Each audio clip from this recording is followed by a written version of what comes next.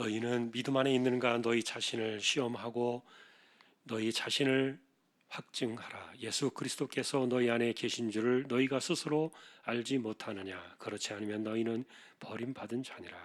아멘.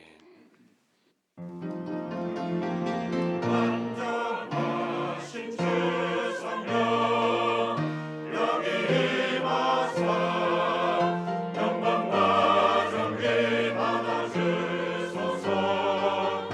예배합니다. 아멘. 아멘.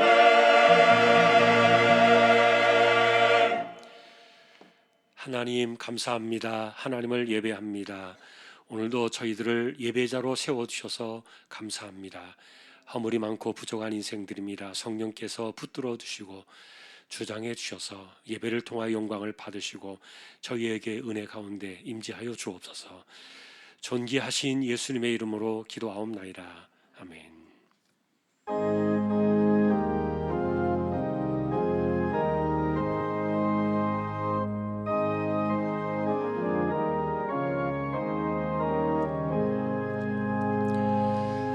만복의 근원 하나님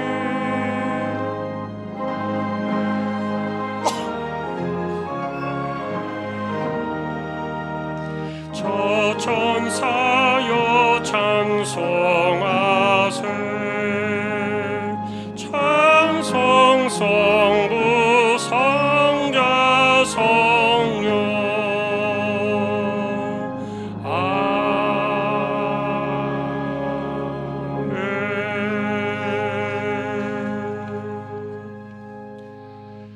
전능하사 천지를 만드신 하나님 아버지를 내가 믿사오며 그 외아들 우리 주 예수 그리스도를 믿사오니 이는 성령으로 잉태하사 동정녀 마리아에게 나시고 본디오 빌라도에게 고난을 받으사 십자가에 못 박혀 죽으시고 장사한 지 사흘 만에 죽은 자 가운데서 다시 살아나시며 하늘에 오르사 전능하신 하나님 우편히 앉아 계시다가 산자와 죽은 자를 심판하러 오시리라.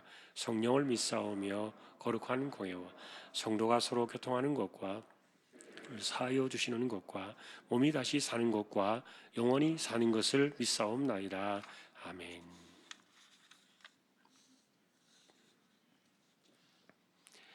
여호와께 감사하라. 그는 선하시며 그의 인자하심이 영원함이로다.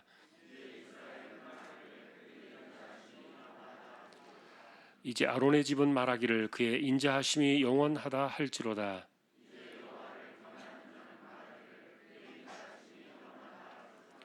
내가 고통 중에 여호와께 부르짖었더니 여호와께서 응답하시고 나를 넓은 곳에 세우셨도다.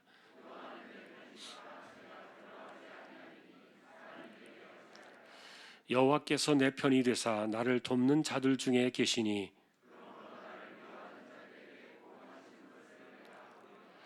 여호와께 피하는 것이 사람을 신뢰하는 것보다 나으며 여호와께 피하는 것이 고관들을 신뢰하는 것보다 낫도다.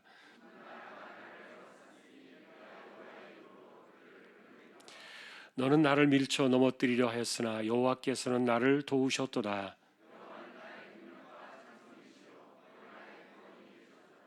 아멘.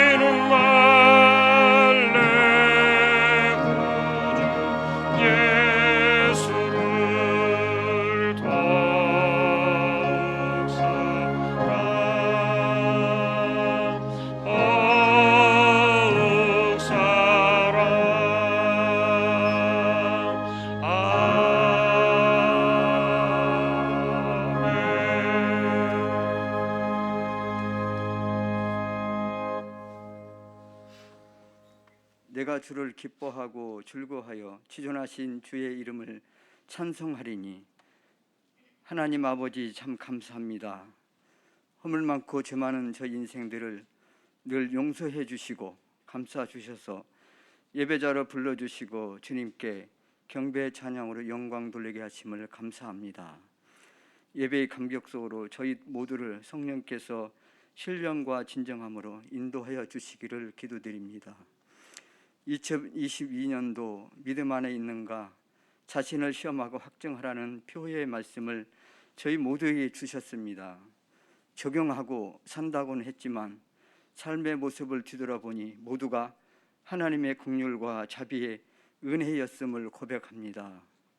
지금 이 세상은 전쟁과 기근, 전염병, 질병, 고물가, 고금리, 사건 사고로 천하보다 귀한 생명들이 잃었습니다. 경제적 어려움을 이기지 못하고 죽음을 선택한 가난, 이 세상은 우리가 기댈 곳이 없습니다.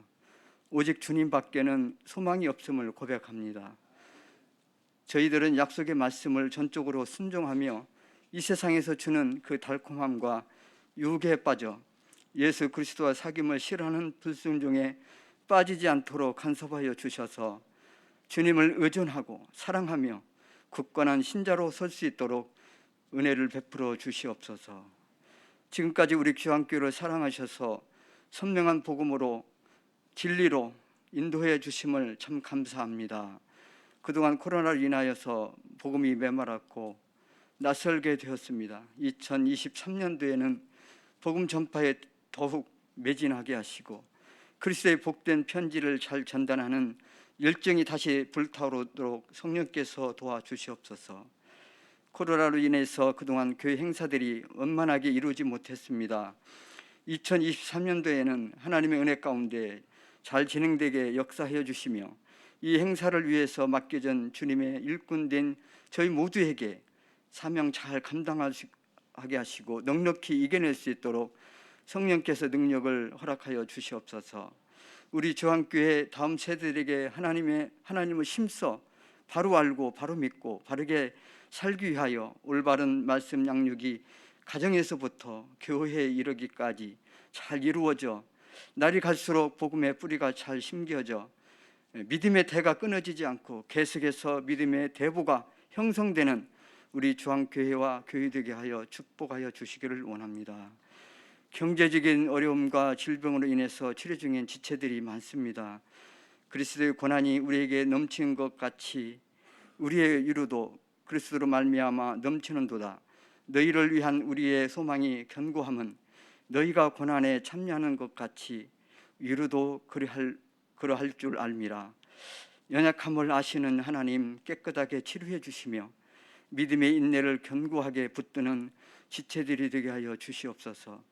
선기지와 개척한 준포교환교회를 생각하사 돕는 일꾼들을 붙여주시며 물질적으로 궁핍감이 없도록 적기에 넉넉하게 채워주시기를 기도드립니다. 이 나라 민족을 불쌍히 여겨주시고 다시는 위험한 전쟁이 없도록 간섭하여 주시며 국정을 이끌어가는 위정자들과 정치인들에게 모든 권력과 주권은 하나님에게 있음을 바로 알고 선한 마음으로 원만히 합의점을 서로 상생으로 나아갈 수 있도록 역사해 주시기를 소망합니다.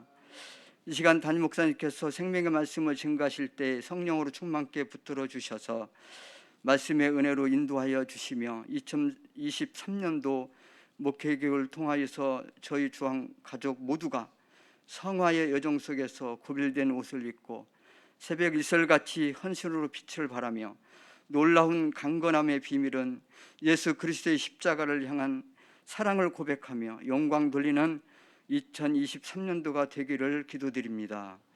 보이지 않는 곳에서 여러 모양으로 헌신하시는 부교육자들과 지체들 또한 성가대 찬양과 오케스트라 연주를 기쁘게 받아주시옵기를 원하오며 우리의 작은 신음소리까지도 들으시고 응답하시는 우리 주 예수 그리스도의 이름으로 감사 기도를 드립니다. 아멘.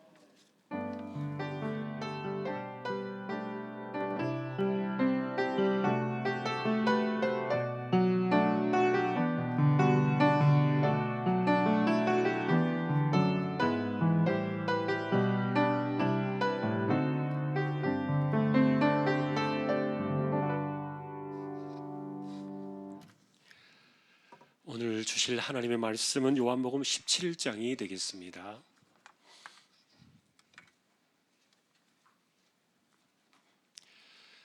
요한복음 17장 13절 한 절만 합독하겠습니다. 지금 내가 아버지께로 가오니 내가 세상에서 이 말을 하옵는 것은 그들로 내 기쁨을 그들 안에 충만히 가지게 하려 함이니이다. 아멘. 교회 소식입니다. 주보 12쪽 같이 보아주시기 바랍니다. 이번 주 성경 읽기 디도서 1장에서 베드로서 3장까지 되겠습니다. 어제까지 적립된 낙헌예물 1억 6,987만 1,781원 37.22% 적립이 되었습니다. 이번 주에 예결사안위원회가 목요일 오후 7시에 있습니다. 대상 되시는 분들 주보 참조하시기 바랍니다.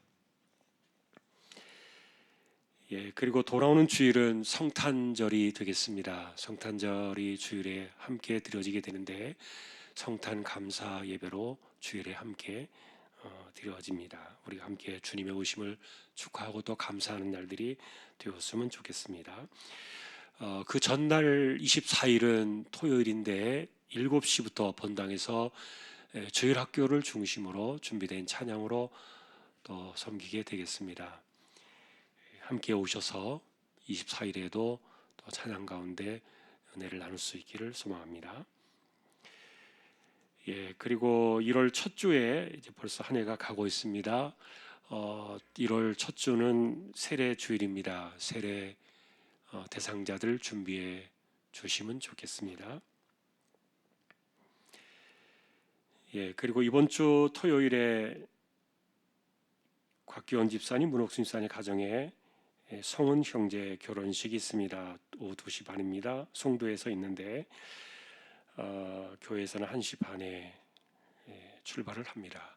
가정에서 또 차량 준비하셨습니다.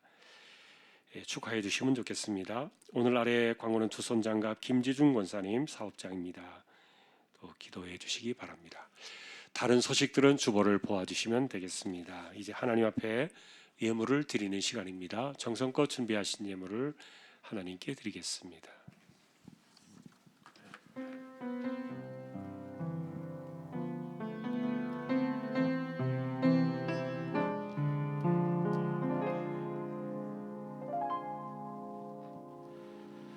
어느 날 내 삶 속에 가시가 돋아났네. 불쑥 내 삶에 찾아온 가시는 나를 찌르고 또 넘어지게 해 완전하고 싶은 나를 절망으로 이끄는 가시를 버릴 수도 없고 또 안을 수도 없어서 나는 수많은 밤을 이 고통을 알기 전으로 되돌려 주시기를 눈물로 지새웠지. 가시를 빼주시기를 나를 살려주시기를.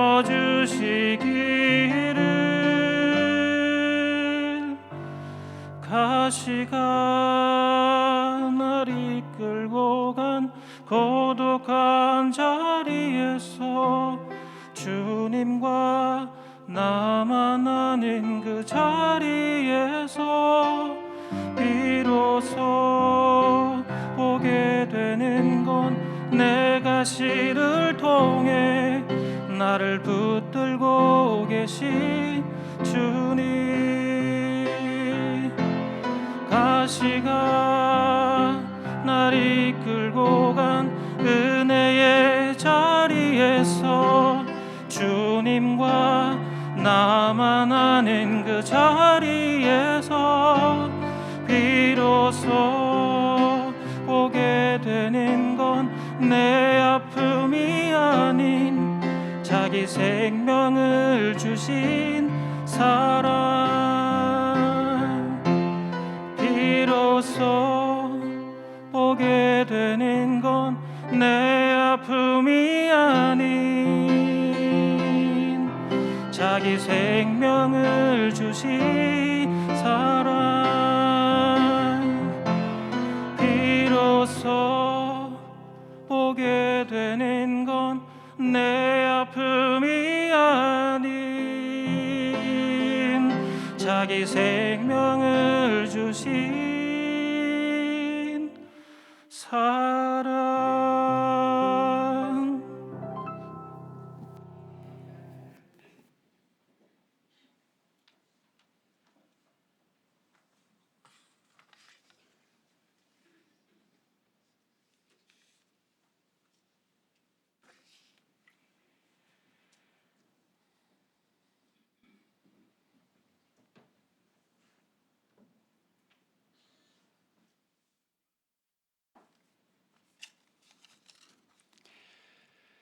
주님의 사랑이 우리의 찬양이 되었음을 감사합니다.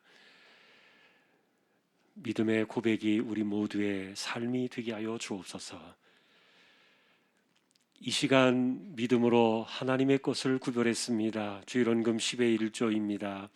목적을 따라 선교, 구제, 장학, 차량, 또 낙헌 예물 하나님께 드립니다. 여기에 또 감사가 있습니다. 성령 충만, 건강 축복 감사합니다. 만사 형통과 말씀 중심 감사합니다. 신방 감사합니다. 날마다 힘 주심과 평안함과 건강 지켜주셔서 감사드리고 더 큰 믿음 주시기를 믿고 바라며 감사드립니다. 생일 감사합니다. 친정엄마의 84 생신을 감사하며 강건케 하시고 복 주시옵소서. 하나님의 은혜를 체험할 수 있게 해주셔서 감사합니다. 손노의 첫돌 감사드립니다. 하나님의 축복이 늘 함께 하심으로 아름답고 건강하고 행복하게 지혜로운 삶을 살게 하소서. 주님의 은혜 안에 살게 하심을 감사드립니다. 할렐루야. 범사에 감사하며 감사 넘치는 귀한 가정으로 인도하여 주시고 말씀 안에 바로 설며 자녀들 만복의 축복을 누리고 기업이 번창해지도록 역사하여 주십시오. 할렐루야. 아름다운 가정을 이룰 수 있도록 축복하여 주심에 감사하며 믿음의 가정으로 인도해 주시고 한 마음으로 주님을 섬기는 귀한 가정으로 인도해 주십시오. 큰딸의 생일 맞아 감사드립니다. 지금까지 지혜롭게 건강하게 잘 지켜주심에 감사드리며 앞으로도 주님께 귀하게 쓰임받는 아이로 자라게 축복해 주시기를 기도합니다. 하나님의 은혜를 감사합니다. 남편의 건강을 돌봐주심에 감사드립니다. 지난 한 주간의 삶 속에도 우리 주님 간섭하시고 지혜와 은혜를 주셨습니다. 감사합니다. 항상 기뻐하라, 쉬지 말고 기도하라, 범사에 감사하라. 믿음 안에 있는가 자신을 시험하고 확증하는 삶을 살아가게 하옵소서. 삶 가운데 늘 건강 주시며 지혜롭고 복된 자녀들로 자라게 하옵소서. 가족 건강들 지키시고 복된 길로 인도하옵소서. 주님 은혜 감사합니다. 큰딸 가정 오랫동안 기다리던 새 생명을 보내주셔서 감사합니다. 임산부와 태중에 있는 아기를 건강하고 안전하게 주님 지켜주시기를 간절히 바라옵니다.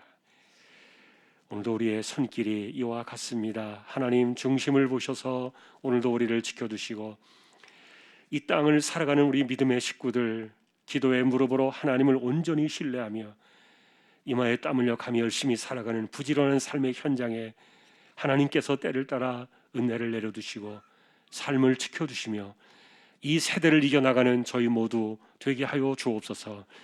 존귀하신 예수 그리스도의 이름으로 감사하며 기도 올리옵나이다. 아멘.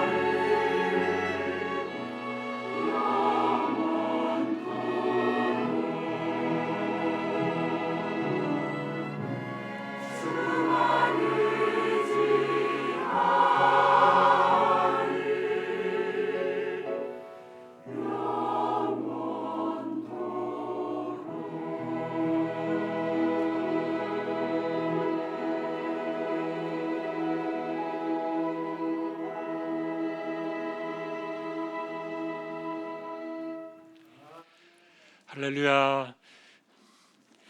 하나님 감사합니다. 오늘도 찬양을 통하여 영광을 받으셨습니다. 우리 하나님 충만하게 임재하여 주옵소서. 말씀 가운데 서려고 합니다. 부족한 종과 저희 모두를 말씀으로 붙들어 주십시오. 존귀하신 예수님의 이름으로 기도합니다. 아멘. 평안하셨습니까? 오늘도 말씀 앞에 서게 된 저와 여러분들에게 주님의 평강이 함께 하시기를 예수님의 이름으로 축복합니다. 오늘은 성경에서 말하는 기쁨, 그 주제를 만나보려고 합니다. 주님의 기쁨은 무엇이었을까? 여러분은 바울이 가르쳐준 이것이 우리를 향하신 하나님의 뜻이다, 그러면서 전해주었던 세 개의 구절을 기억하실 겁니다. 항상 기뻐하라, 쉬지 말고 기도하라, 범사에 감사하라. 마치 어떤 그 슬로건처럼 어떤 구호와 표와 같이 우리에게 남아있는 구절인데, 자, 그런데 단도직입적으로 이 구절을 딱 떼어서 여러분 앞에 이렇게 묻는다면 어떠하겠습니까? 기쁨이 사라지고 근심과 걱정이 가득한 자신을 여러분이 발견하게 될 때 이 성경 구절을 기억하면서 그래, 항상 기뻐하라 하셨는데,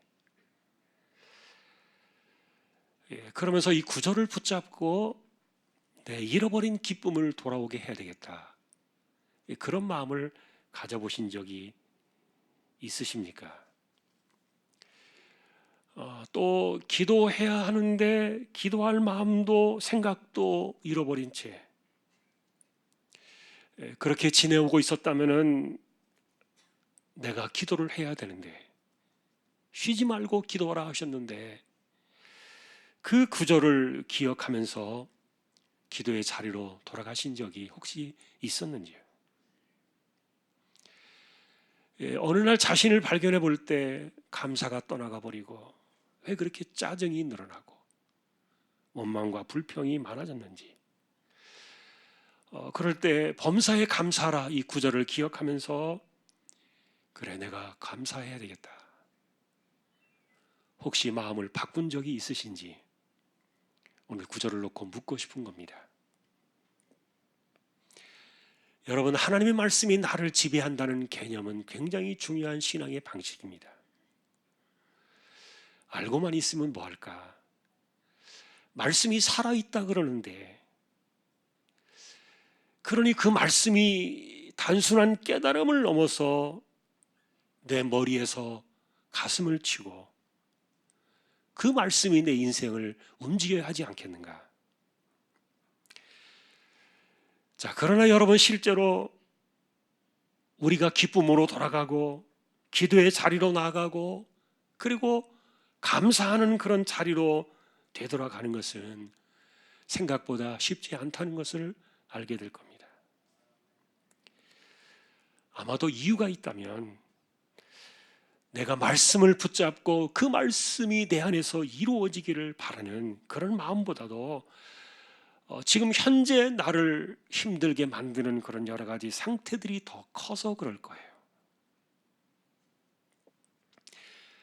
그렇다 할지라도 여러분, 문제는 내가 하나님의 말씀을 듣고 알고 다짐했다고 해서 이것이 저절로 항상 기뻐하게 되고 쉬지 않고 기도하게 되고 범사에 감사하는 일로 돌아가는 것은 저절로 그냥 되는 것이 아니라는 거예요. 도리어 우리는 이 말씀을 대할 때 나는 왜 말씀의 자리로 돌아가지 않는 것일까? 자신을 향해서 고민을 해야 돼요. 바울은 이렇게 자기 자신을 바라보면서 고민하는 이런 방식들에 대해서 내가 말씀을 붙잡고 나 자신을 책망하는 것이다, 그렇게 가르쳐 주었어요. 다시 말하면은 왜 나에게는 하나님의 뜻대로 되지 않는 것인가? 라고 이렇게 묻기보다는 왜 나는 하나님의 뜻대로 하지 않고 있는 것인가? 말씀 자체가 역사하지 않는다고 핑계를 대지 말고 말씀을 자신에게서 행하지 않으려 하는 내 모습을 바라볼 때 자신을 향해서 분노하라는 거예요. 여러분, 우리는 다른 사람들에게 화를 내거나 울분을 토하거나 짜증을 내거나 원망 불평하는 일들은 쉽게 터져나오는 자신을 발견할 겁니다. 그러나 성경은 우리에게 너 자신을 향해서 분노하라. 그리고 너 스스로 너 자신을 책망하라. 그런 모습으로 살아가는 너의 모습을 바라보며 네가 스스로 분통을 터뜨려 본 적이 있느냐? 도대체 나는 왜 기뻐하지 않는가? 도대체 나는 왜 기도하지 않는 것인가? 나는 왜 감사하지 않는가? 다른 사람들이 지적해서가 아니라 말씀이 나를 향해서 칼로 심장을 도려내듯이 내 삶을 치고 들어온 것이기 때문에, 그래서 내 스스로의 태도에 대해서 자신을 바라보며 말씀 앞에 탄식하라. 바울은 여러분, 이런 일들이 우리의 잃어버린 열정을 회복시킬 것이다 가르쳐 주었어요.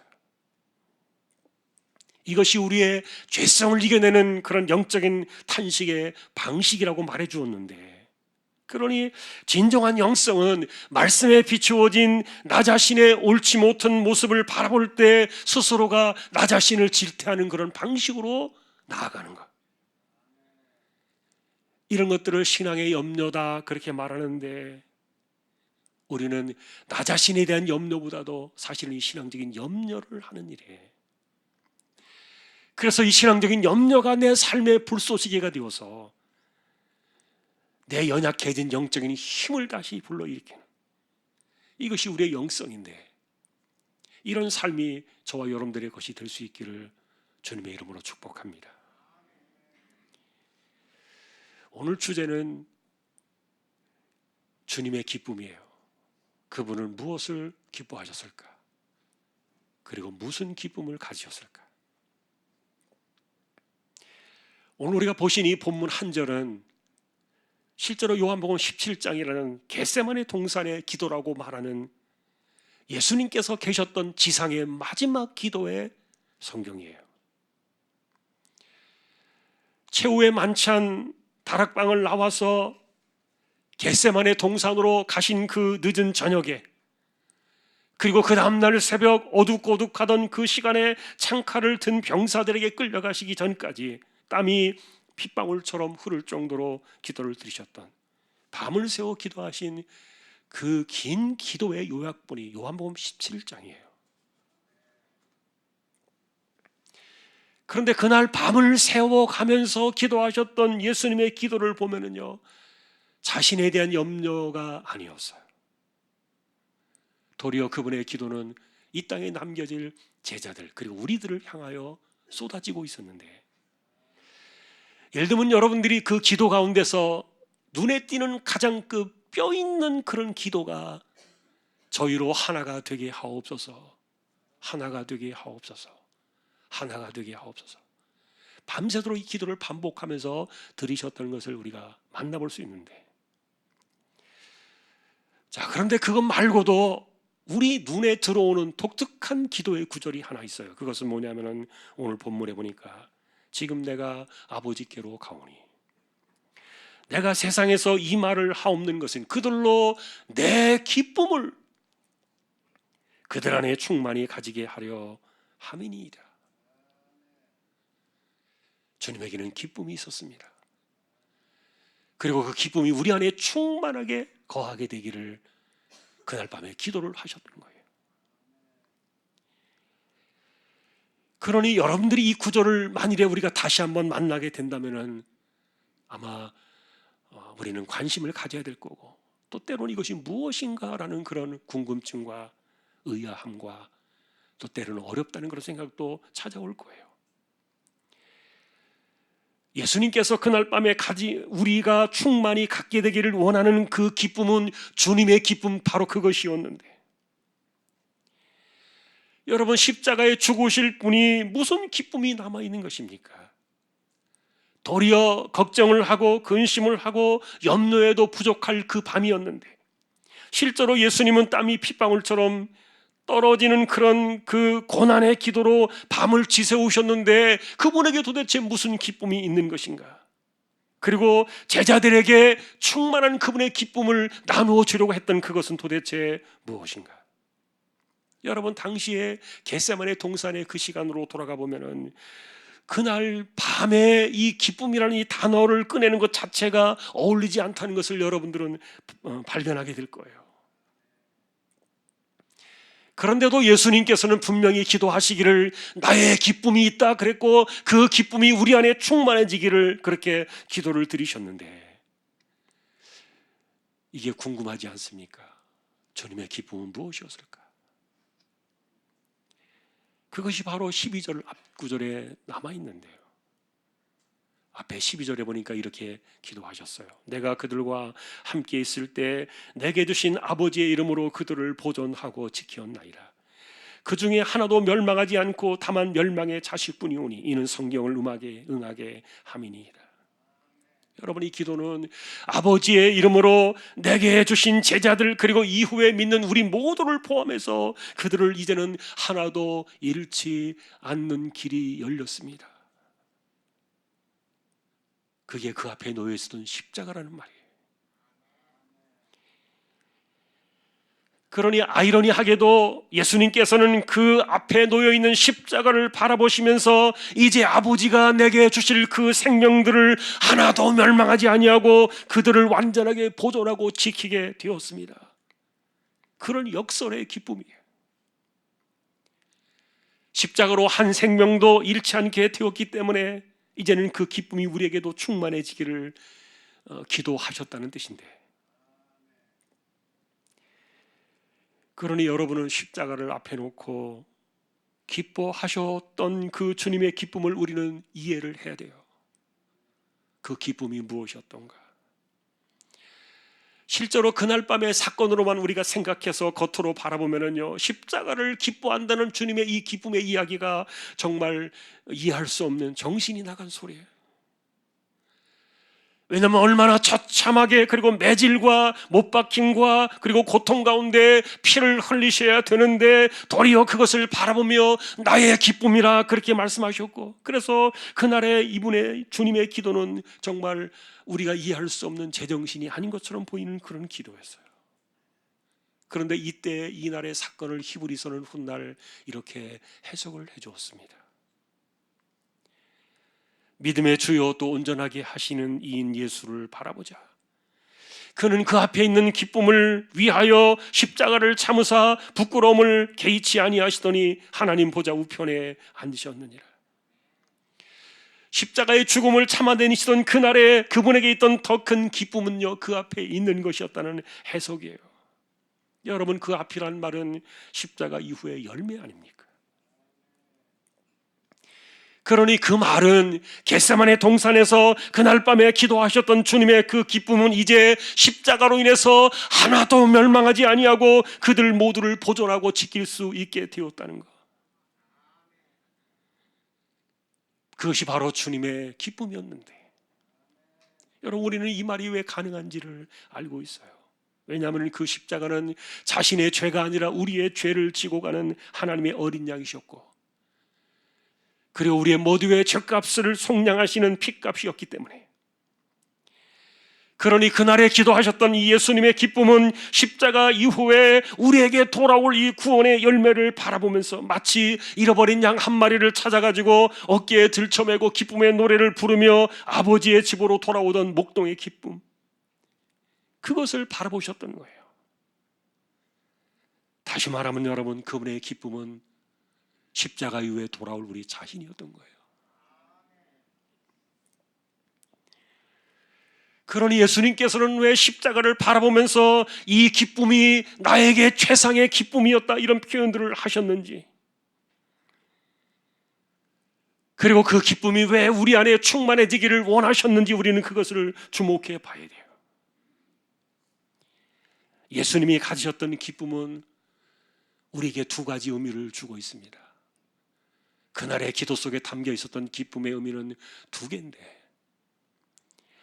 첫째는 여러분 아까 말씀을 드렸던 것처럼 주님의 그 기쁨은 우리 자신이었던 거예요. 이제는 십자가 이후에 누구도 한 생명도 영원히 잃지 않고 그들을 보존하고 지켜낼 수 있는 그 길을 주님께서 가실 것이기 때문에, 그래서 여러분 성경은 우리에게 가르쳐주고 있는 거예요. 한 영혼이 천하보다 귀하다. 왜 그런가 하면 그 한 영혼을 건지기 위하여 하나님의 아들이 십자가에 자신의 목숨을 내어주셨기 때문이에요. 그러니 교회에서 가장 큰 죄는요, 한 영혼을 실족시키는 거예요. 하나님이 아들을 통하여 구원한 그 영혼을 함부로 대하는 것이 얼마나 무서운 죄가 되겠습니까? 그러니 주님의 그날의 기쁨은 우리 자신이었다는 거예요. 십자가 이후에 그리스도의 품 안으로 돌아오게 될 수많은 영혼들, 그들을 바라보시면서 너희가 나의 기쁨이다.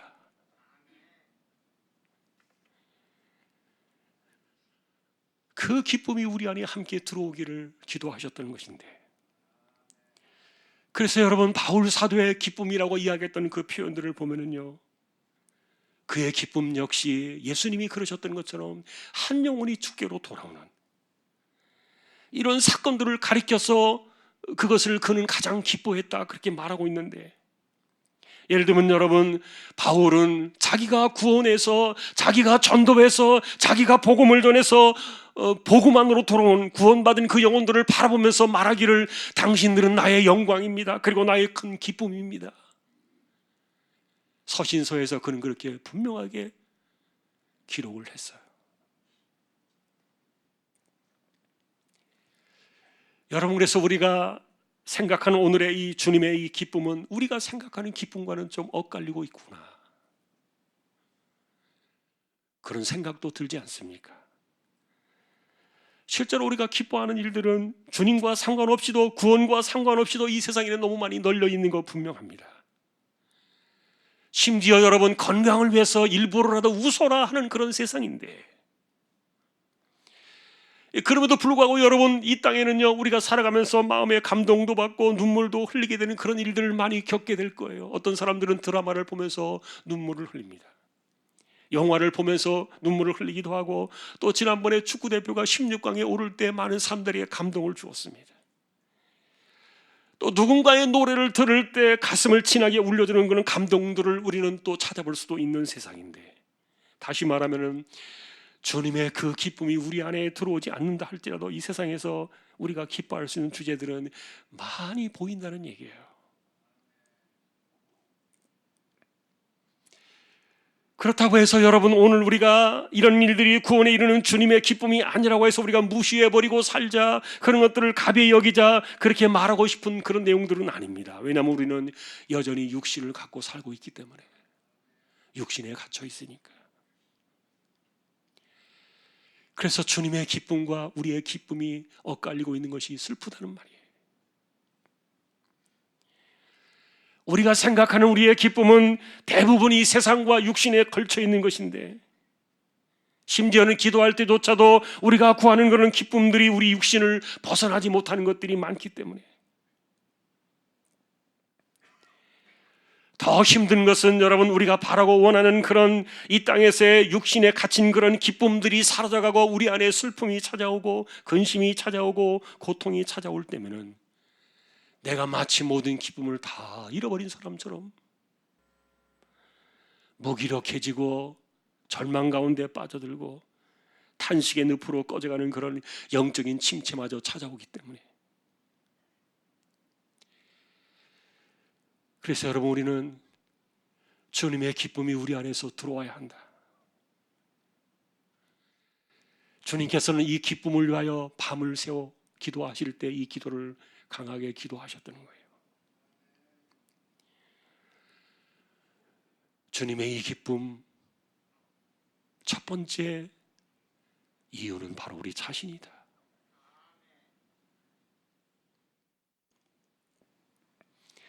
두 번째로 주님께서 그날의 기뻐하심을, 그 기쁨을 우리에게 충만해지기를 원했던 그 기쁨은,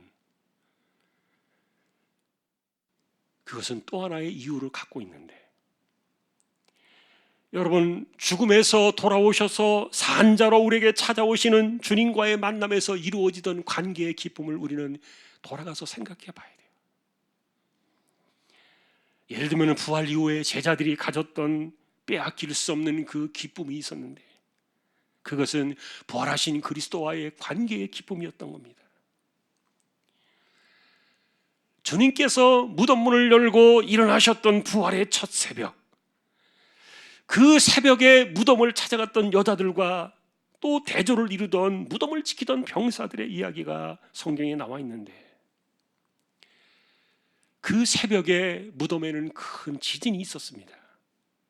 주의 천사가 하늘로부터 내려와서 돌을 굴려내고 그 위에 앉아 계셨는데, 그때 그 모습을 보면서 무덤을 지키던 병사들은 무서워 떨면서 죽은 사람처럼 되었다.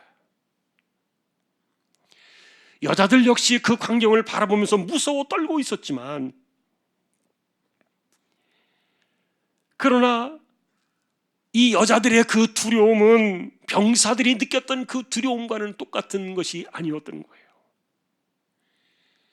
병사들의 두려움은 그들을 죽은 사람처럼 마비시켜버렸지만, 그러나 여자들의 두려움은 큰 기쁨을 가져다 주었다 그랬는데, 동일하게 여러분, 같은 시각 같은 곳에서 동시에 이들이 느꼈던 이 두려움은요, 이처럼 다른 공기와 다른 숨결을 마실 수밖에 없는 그런 관계였는데, 여자들의 이 두려움 가운데서도 큰 기쁨의 그 내면에서 올라오는 그 이유는 뭐냐면, 그분이 죽음에서 살아서 돌아오셨기 때문이었어요. 그가 살아서 돌아오신 것입니다.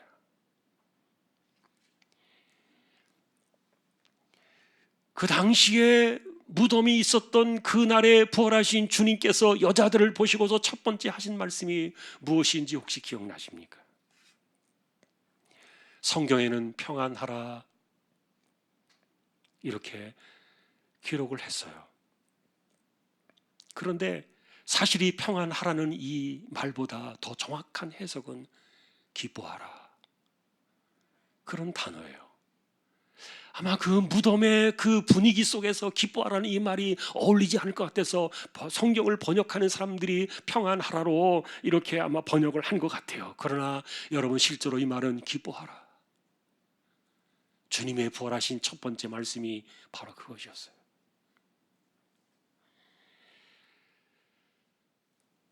여러분, 하나님을 대적하던 이들에게, 그래서 하나님의 아들을 십자가에 못 박아 죽이라고 말하던 그들에게 그리스도가 돌아오신 이 사건은요, 너무도 두렵고 무서웠을 거예요. 그러나 주님을 바라보던 그 제자들에게 다시 돌아오신 이 주님의 부활 사건은요, 십자가를 앞에 놓고 슬퍼하던 그들을 단번에 기쁨의 자리로 돌려놓으신 사건이었어요. 그러니 지금 말씀드리는 이것은 구원의 기쁨을 말한다는 것이 아닙니다. 십자가로 슬퍼하던 제자들의 삶을 완전한 기쁨으로 바꿔버린 그 시작의 사건들을 이야기하는 건데, 누가복음은 그래서 이들이 즉시로 기쁨에 넘쳐서 예루살렘으로 돌아가서 하나님을 찬양하며 성전에 있었더라, 그렇게 적어놓았습니다.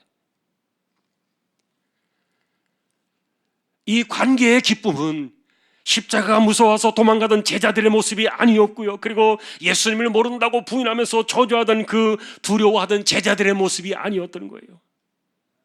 이들의 두려움은 살아서 돌아오신 그리스도와의 이 관계의 만남으로 인해서 경이로운 기쁨으로 대체가 되었고, 그리고 돌아오신 그리스도와 함께하는 이 부활의 기쁨이었던 거예요.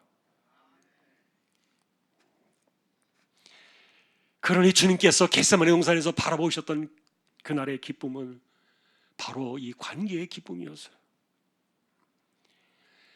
이제는 제자들이 더 이상 죽어버린 그 십자가에 죽어버린 그분을 가슴에 묻고 살아가야만 하는 그런 단절된 슬픔이 아니었던 거예요. 죽은 자로부터 살아서 돌아오신 이 부활의 주님은 이제 영원토록 살아있는 관계의 기쁨 속에서 제자들을 이 자리로 돌려놓으셨다는 건데, 이것이 여러분 살아계신 그리스도와 함께하는 관계의 기쁨 두 번째 사건이에요. 다만 아쉬운 점이 있다면은 부활 이후에는 성령으로 우리에게 신령한 그 몸으로 부활하셔서 변화되어서 우리에게 오셨기 때문에 우리가 몸으로 숨결로 육체로 느낄 수 없는 그런 아쉬움이 있지만, 그러나 도리어 그렇게 신령한 몸으로 우리에게 오셔서 영으로 우리에게 오셨기 때문에 이제는 육신의 한계를 넘어서 어느 곳에 갇혀 있는 그분이 아니라 영원토록 모든 세대들에게, 그리고 모든 신자들에게 항상 함께 하시는 이 관계의 기쁨으로 우리에게 찾아오셨던 거예요. 그러니 여러분, 십자가를 앞에 놓고 주님께서 바라보셨던 그 기쁨은 이제 영원토록 내게로 나오는 그 백성들과 나의 자녀들과 그들과 영원히 함께 할 것입니다. 그 관계의 기쁨을 우리 안에 충만해지도록 주님은 기도하셨던 거예요. 볼지어다 내가 세상 끝날까지 너희와 항상 함께 있으리라. 그 약속의 말씀이 바로 주님의 기쁨이셨습니다. 그러니 오늘 우리가 생각하고 싶은 이 기쁨에 대한 주제는, 예수님께서는 십자가를 앞에 놓고 이 기쁨 속에서 본인의 마음속에 있는 이 충만한 기쁨을 우리에게 넣어주기를, 우리 안에 충만하게 들어오기를 원하셨다는 건데, 그 내용이 두 가지였다는 거죠. 첫 번째는 내가 회개하고 주께로 돌아온 사건, 내가 예수 믿고 구원받은 하나님의 자녀요 백성이 되었다는 사실, 그리고 나를 영원히 멸망하지 아니하고 보존하고 지킬 수 있는 대상이 되었다는 우리 자신을 바라보면서 여러분이 주님의 기쁨이 되신 것, 이게 그날의 주님의 첫 번째 기쁨이었던 거예요. 그리고 이제는 떠나갈 주님을 슬퍼하면서 그렇게 염려하지 않아도 되는, 영원토록 우리와 함께 영으로 함께 하실 수 있는 이 관계의 기쁨으로 돌아오신, 이것이 십자가와 부활 이후에 우리에게 찾아올 기쁨으로 주님께서는 이것이 우리 안에 충만하기를 기도하셨던 거예요. 그러니 여러분, 성경으로 다시 한번 돌아가서 생각해 봅시다. 바울 역시 우리에게 항상 기뻐하라라고 이렇게 우리에게 가르쳐 주었을 때 그가 말하는 그 기쁨이 우리의 육신적인 기쁨과 세상의 기쁨이었을까? 왜냐하면 그것은 절대로 항상 기뻐할 수 없어요. 너무너무 요동을 쳐요. 오늘 기뻐해도 내일 또 눈물을 흘릴 수밖에 없는 것이 우리 육신이에요. 도대체 이 땅을 살아가면서 우리가 어떻게 항상 기뻐할 수 있겠느냐고요. 그것은 우리가 바라는 이 땅에서 생각하는 그런 육신적인 세상적인 그런 기쁨이 아니라, 내가 주님의 기쁨의 대상이 되었다는 것, 그리고 나와 함께 영원토록 함께 하시는 관계의 기쁨이 우리 안에 들어와 있다는 것. 여러분, 우리는 그 기쁨으로 돌아가야 합니다. 그러니 만일 여러분들이 나는 기쁨을 잃어버렸습니다, 언제부터인가 내 삶에서 기쁨이 사라져가고 나는 더 이상 내 얼굴에서 기쁨을 찾아볼 수가 없습니다라고 말할 때는, 여러분, 그것은 여러분들이 세상과 육신으로부터 가졌던 그 이 땅의 기쁨을 잃어버렸다는 뜻이지, 지금 여기서 주님께서 기도하셨던 이 주님의 기쁨이 사라졌다는 뜻은 하나도 아니에요. 그러니 우리가 기쁨을 잃어버렸다고 해서 슬퍼하면서 힘들어하고 고통스러워하는 그것으로 인해서 도리어 우리가 부활하신 우리에게 관계의 기쁨으로 찾아오신 그 주님을 우리의 눈앞에서 잃어버리지는 않을까, 도리어 그것을 더 걱정해야 해요. 그러니 여러분, 그리스도인들에게 기쁨이 없어졌다고 해서, 여러분의 삶의 기쁨이 얼굴에서 사라졌다고 해서 여러분 구원을 잃어버린 것이 절대로 아니에요. 그리고 관계의 기쁨마저도 이것이 절대로 끊어진 것이 아니라는 말이에요.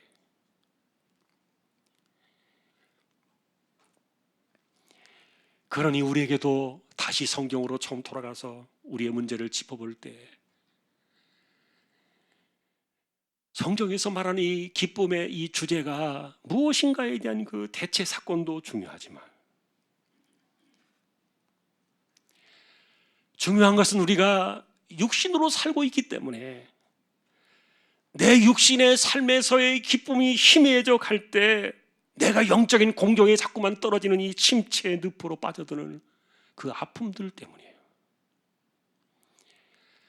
얼굴에서 기쁨이 사라지고 삶의 기쁨이 떠나갈 때 어쩌면 내가 포도나무이신 주님에게서 떨어져 버린 그런 가지처럼, 내 영혼이 멀어져 버린 그런 가지처럼, 그래서 주님에게서 떨어져 혹시라도 내가 불에 타 없어지는 그런 인생이 되는 것은 아닐까 염려할 정도로 이런 것들이 우리의 삶에 영향을 미치는 건데,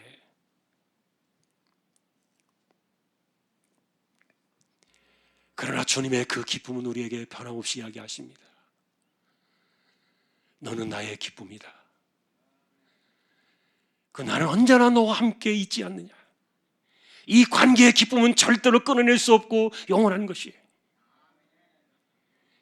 문제는 이것을 우리가 느끼고 그것을 우리가 누리지 못하는 그것에 대해서, 그래서 처음으로 돌아가서 말한다면 사도 바울이 이야기했던 것처럼 왜 당신 자신에 대해서 당신은 분노하지 않느냐 그렇게 말하는 거예요. 왜 당신의 삶의 기쁨이 사라졌는데도 왜 이런 기쁨 속으로 우리가 돌아가도록 주님의 기쁨과 그리고 관계의 기쁨으로 돌아가는 것에 대해서 왜 스스로 그렇게 자신을 방치해 놓고 자신을 질책하지 않느냐. 지금도 우리가 어떤 상황에 있든지 간에 주님은 우리를 바라보시면서 기뻐하시는데, 나의 존재 자체가 그분에게는 기쁨의 대상이 되는데, 그리고 영원히 함께 하시는 그 관계의 기쁨은 절대로 끊어지는 것이 아닌데,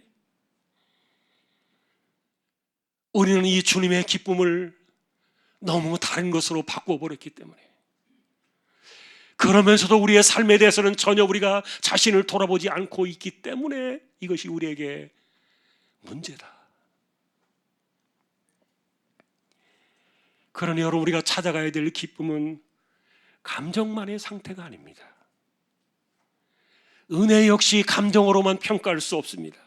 아니면 은혜라는 것도 여러분 체험적인 것으로만 규정하는 것도 틀렸습니다.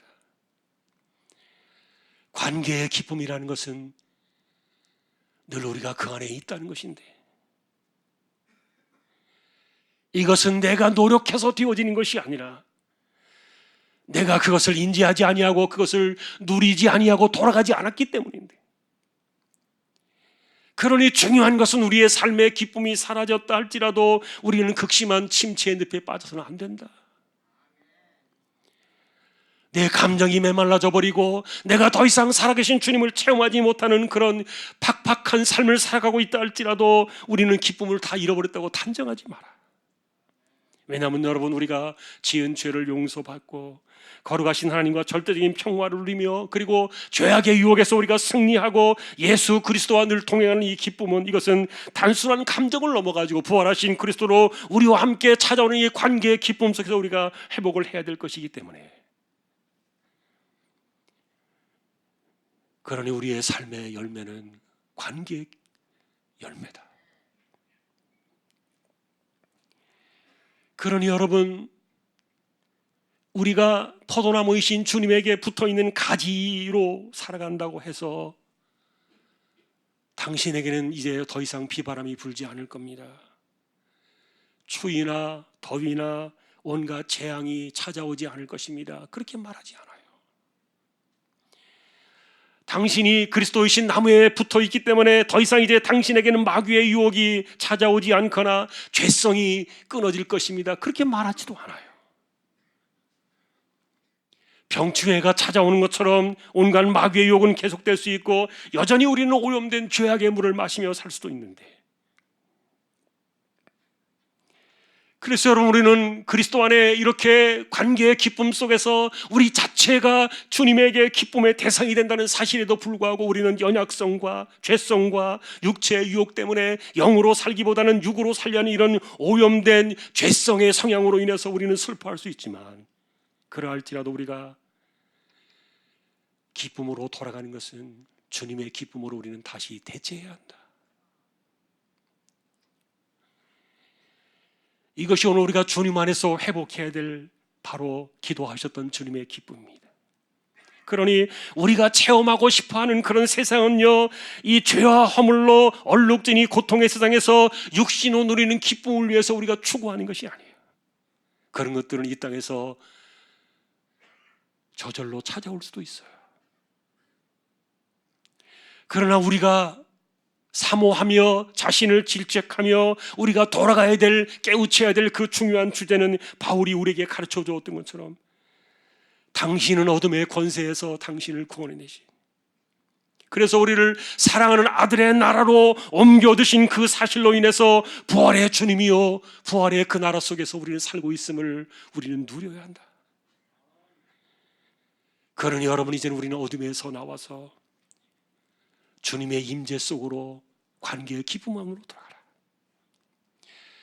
그 안에는 주님께서 비추어주시는 생명의 빛이 있고, 여러분, 이것은 환경에서 찾아오는 기쁨이나 일시적으로 찾아오는 감정적인 기쁨이 아니라 영원히 지워지지 않고 흔들리지 않는, 항상 기뻐할 수밖에 없는 주님의 기쁨이었던 거예요.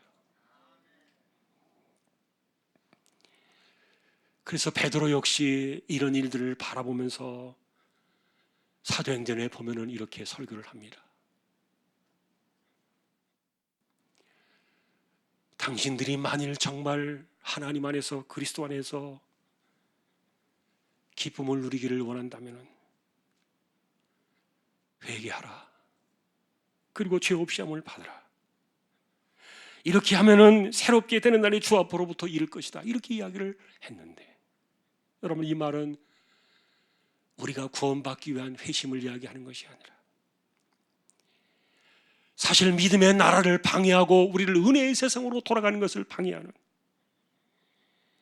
이 죄성을 끊어버리는 것인데, 그러니 어둠의 세상에서 돌이켜서 인생을 파괴하던 이 죄악의 상태에서 벗어나 풍성한 생명을 누리는 날들로 돌아가기를 사모하는 것, 이것이 진정한 회심이다. 그러니 여러분, 우리가 죄성을 끊어내고 부활로 우리에게 돌아오신 그 그리스도와 함께하는 이 관계의 기쁨으로 돌아갈 때 베드로는 이야기했습니다. 그날로부터 당신의 영혼은 날로 상쾌해지는 엄청난 경험을 할 것입니다. 그것은 육신의 기쁨이 아니요 주님의 기쁨이십니다. 예수님께서는 이렇게 이 기쁨에 대해서 정리해 주셨어요. 내 기쁨이 너희 안에 있어 너희 기쁨을 충만하게 하려 함이라.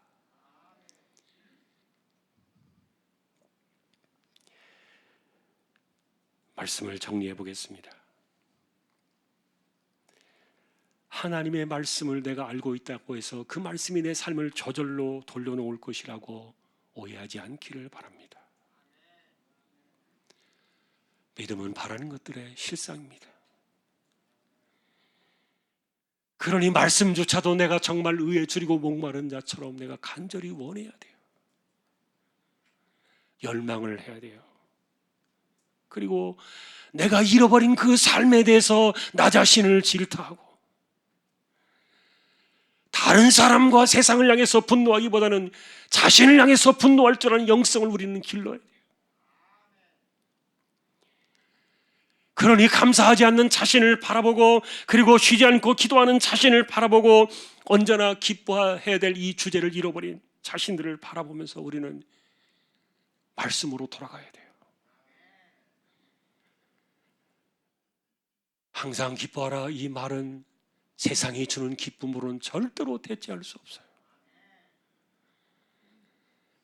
이것은 주님의 기쁨이요, 그리고 관계의 기쁨이에요. 왜냐하면 우리의 구원은 영원하고, 그리고 우리와 함께 하시는 주님의 관계는 영원하기 때문에 우리는 그 기쁨으로 주와 함께 살고 주와 함께 죽는 것입니다. 오늘 말씀의 제목은 주님의 기쁨으로 대체하라. 이것을 놓고 겟세마네 동산에서 기도하셨던 그 주님의 기도가, 그 주님의 기쁨이 언제 우리 안에 들어올 것인가? 그 주님의 기쁨이 언제 나의 삶을 변화시키고 내 삶을 이끌어갈 것인가? 그것은 저와 여러분들 각자에게 달렸습니다. 오늘 이 주님의 기쁨이 우리에 충만해지기를 원하셨던 그 간절한 주님의 기도가 우리의 삶에 정말 우리의 심령과 우리 영혼을 상쾌하게 하는 그런 축복의 말씀으로 다가올 수 있기를 존귀하신 우리 주님의 이름으로 간절히 축원합니다. 찬송가 408장입니다.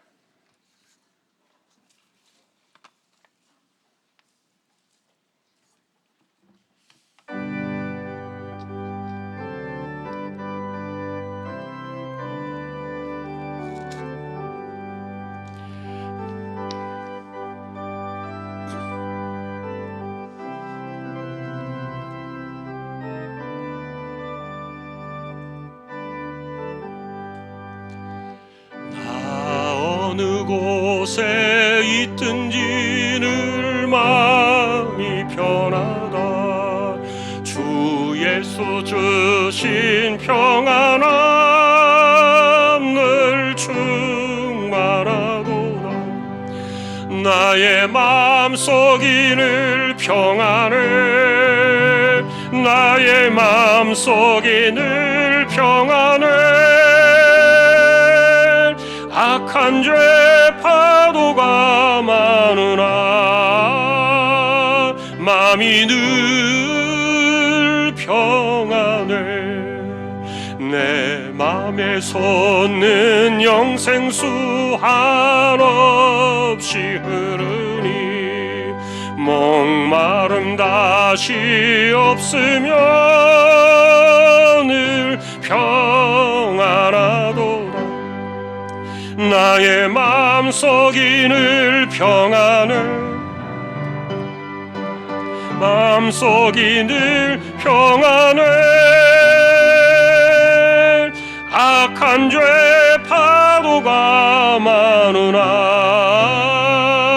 마음이 늘 평안해. 참되신 주의 사랑을 경험치 못하네. 그 사랑 내 맘 여시고 소망을 주셨네. 나의 마음속이 늘 평안해. 나의 마음속이 늘 평안해. 악한 죄 파도가 많으나 마음이 늘 평안해. 주 예수 온갖 고난을 왜 몸소 당했나. 주 함께 고난 받으면 멸류관 얻겠네. 나의 마음속이 늘 평안해. 나의 마음속이 늘 평안해. 악한 죄 파도가 많으나 마음이 늘 평안해.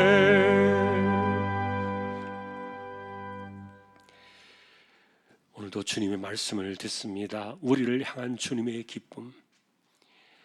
이제는 십자가로 인하여 어느 누구도 영원토록 빼앗기지 아니하고 영원토록 보존하시며 지켜낼 수 있는 그 영혼들을 얻으신 그 기쁨. 그래서 주님의 기쁨은 구원받은 우리 한 사람 한 사람임을 기억하고 그 구원받은 심령들과 부활 이후에 우리에게 살아계셔서 돌아오신 그 주님이 영으로 영원토록 우리와 함께 하시는 이 관계의 기쁨. 이 기쁨이 항상 기뻐하라 말씀하셨던 그 핵심적인 내용들 속에 들어있음을 기억하며 이 땅에 우리가 살면서 오르락내리락 들어오는 또 들어왔다 나갔다 하는 이런 기쁨들 때문에 우리의 삶이 흐트러지지 아니하고 그런 일들 때문에 우리의 심령이 침체의 늪에 빠지지 않게 해주시고 영원토록 변치 않는 이 주님의 기쁨이 우리 안에 충만하여 이 기쁨으로 우리의 삶을 변함없이 만들어가는 우리 모든 심령들 되게 하여 주옵소서. 마음대로 하지 못하는 것들이 많은 세상입니다. 염려한다고 되어지지 아니하고 걱정한다고 풀어지지 않는 것들이 너무도 많은 세상을 살고 있습니다. 주님께 모든 것을 맡기며 주님의 기쁨이 우리 안에 변함없이 충만하여 흔들림이 없는 믿음의 삶을 세워가는 우리 모든 믿음의 식구들 되게 하여 주옵소서. 이재용 집사님, 최태영 청년, 신비한 집사님, 조인성 청년, 김한솔 청년, 백형래 집사님, 조말순 집사님, 연약한 이들입니다. 병원에 치료받는 분들, 암 치료하시는 분들을 오늘도 그 몸을 붙들어 주시고 새 힘을 더하여 주옵소서. 또 연세 많으신 분들 기력을 더해 주시며 맑은 정신 총기가 흐려지지 않게 하여 주옵소서. 우리의 삶에 여전히 코로나와 질병과 어려움들과 전쟁과 경제적인 어려움들 많이 속해 있는 이 땅을 살고 있습니다. 하나님, 어느 때보다도 더 많이, 더 신실하게, 더 깊숙하게 은혜의 우산을 쓰고 이 땅을 살아가야 하는 그런 시대가 되었음을 고백합니다. 은혜 없이는 한순간도 설 수 없는 인생들임을 고백하며 오늘도 은혜의 손에 붙들려 이 세대를 이겨나가는 우리 모든 믿음의 식구들 되게 하여 주옵소서. 교회를 지켜두시고 주일학교를 기억하시며 우리 자녀들의 진로를 열어두시고 선교지와 개척된 교회와 주님의 종들을 붙잡아 주시기를 소망합니다. 한 주간도 지켜두시고 한 해를 잘 교회 또한 마무리하고 2023년도 새롭게 우리가 힘있게 믿음으로 출발해 나가는 거룩한 심령들 모두 되게 하여 주옵소서. 존귀하신 예수 그리스도의 이름으로 감사하며 기도 올리옵나이다. 아멘. 축도하겠습니다.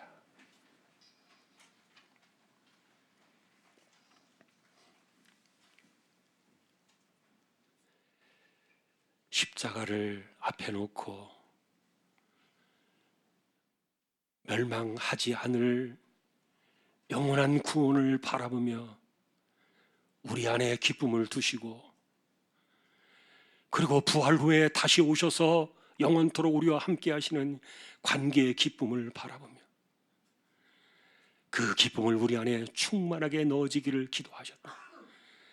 그 주님의 기도가 우리 안에 충만하게 들어오기를 소망하는 우리 모든 심령들에게 우리 주님 예수 그리스도의 은혜와 하나님 아버지의 사랑과 성령님의 감화 감동 위로 인도 교통 충만하심이 이제로부터 영원까지 항상 함께 있을지어다.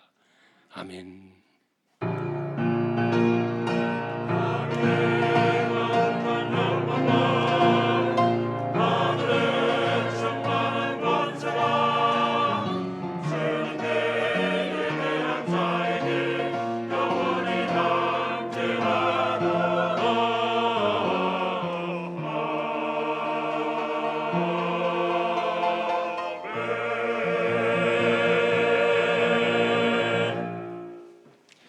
한 주도 승리하시기를 주님의 이름으로 축복합니다.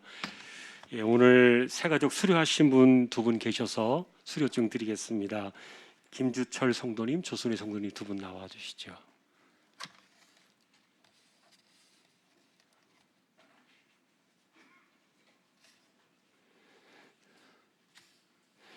여기 수료증서에 생년월일이 조금 잘못 표기가 됐네요. 수정해서 주시면 좋겠습니다. 이쪽 앞.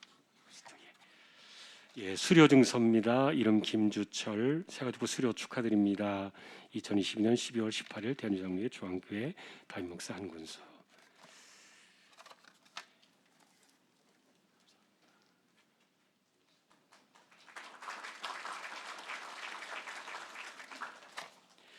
수료증서 이름 조순의 이하 내용 같습니다.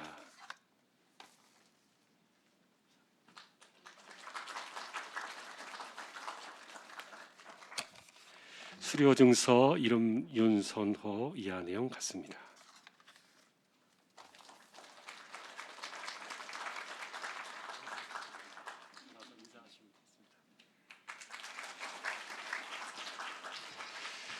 감사합니다. 신앙의 승리가 있기를 주님의 이름으로 축복합니다. 우리 교대 찬양 1절 함께 하겠습니다.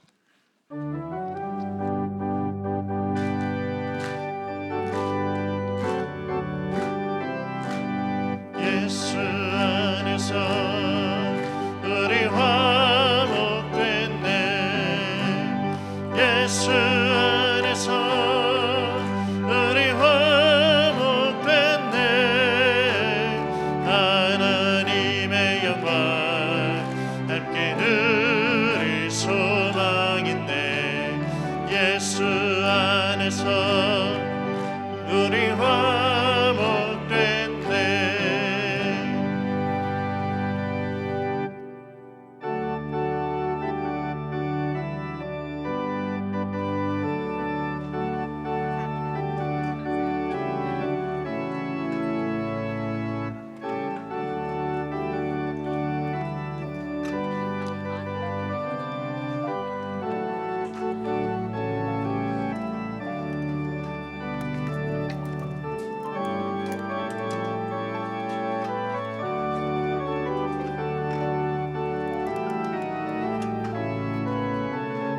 여전도 원래 있습니다.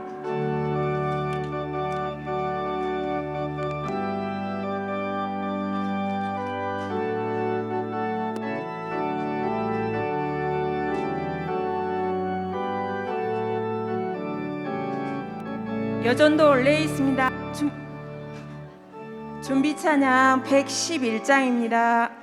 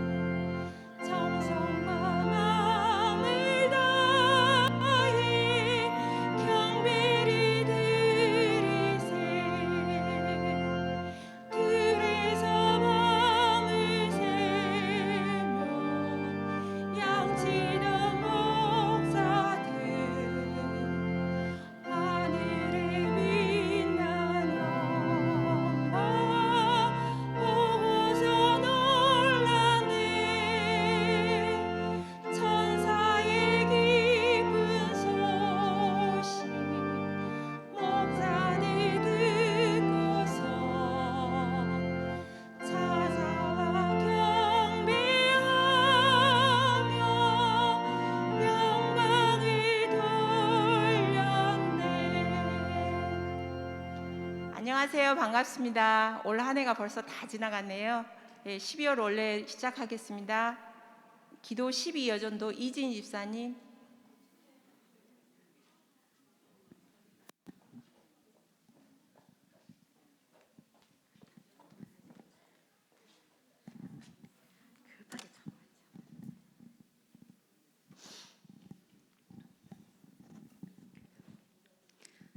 하겠습니다. 사랑과 은혜가 풍성한 하나님 아버지 감사합니다. 22년도 잘 버티고 견디게 하시고 이렇게 12월 마지막 원래로 모이게 하시니 참으로 감사드립니다. 돌아보면 아쉬움도 많이 있지만